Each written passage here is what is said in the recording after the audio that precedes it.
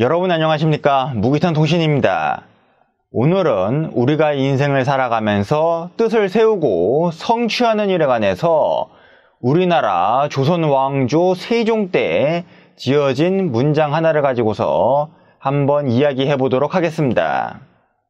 조선 왕조의 4대 왕이었던 세종은 훈민정음이라고 하는 오늘날의 한글이라고 불리는 문자를 창제하였고, 이 훈민정음으로 지어진 최초의 국문문학이 바로 그 유명한 용비어천가입니다. 조선 왕조의 창업을 찬양하고 칭송하는 노래로서 이 왕조의 정통성을 강조하는 내용들이죠. 총 125장의 서사시로 구성되어 있고, 제1장 해동 육룡이 나르샤 일마다 천복이시니 하면서 다소 낯뜨거운 문장으로 시작을 합니다. 그 중에서도 대중적으로 가장 많이 알려져 있고 오늘날까지도 국민들에게 가장 많이 사랑받으면서 애송되는 장이 바로 제2장입니다.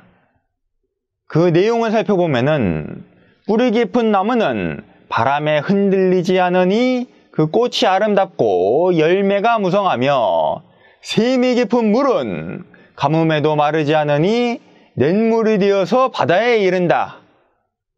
정말로 그 자체로서 아름답고 심오하고 품격 있는 문장이 아닐 수가 없습니다. 사람에 따라서 이 문장을 받아들이는 느낌은 다 다르겠지만은 이 용비어천가의 맥락 속에서 한번 살펴보자면은 이 조선 왕조 창업의 뜻이 심오함을 이야기하면서 그 뜻을 완성해내고 흔들림 없이 지켜나가겠다고 하는 의지를 다지는 문장이라고 볼 수 있겠습니다. 여기에서 주목해야 할 점은 바로 그 뜻의 심오함입니다.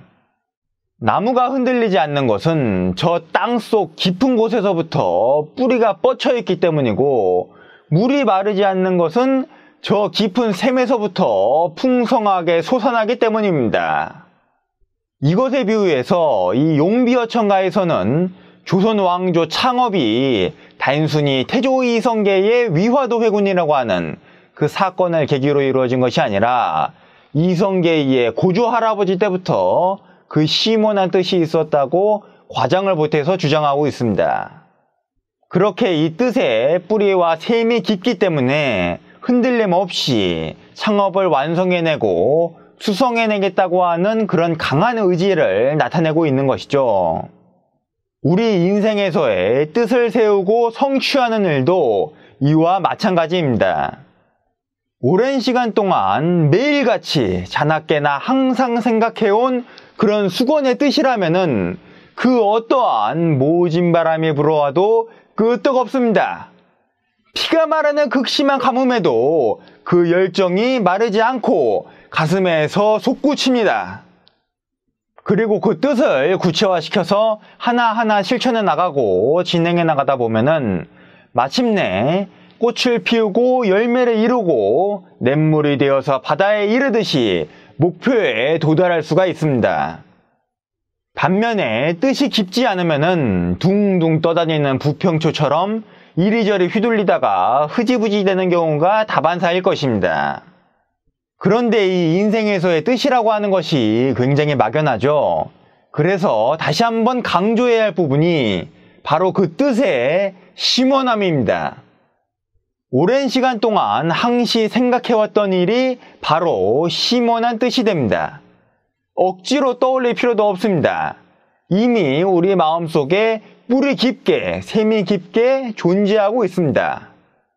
이제 그것을 솔직하게 인정하고 성취해내기 위해서 지혜롭게 구체적으로 계획하고 용기 있게 현실적으로 실천하면 됩니다. 그 심오한 뜻이 거창하고 시시하고를 따질 필요가 없습니다. 오랜 시간 동안 진정으로 원해왔던 뜻을 이룬다는 것 그 자체만으로도 참으로 기쁜 일이죠.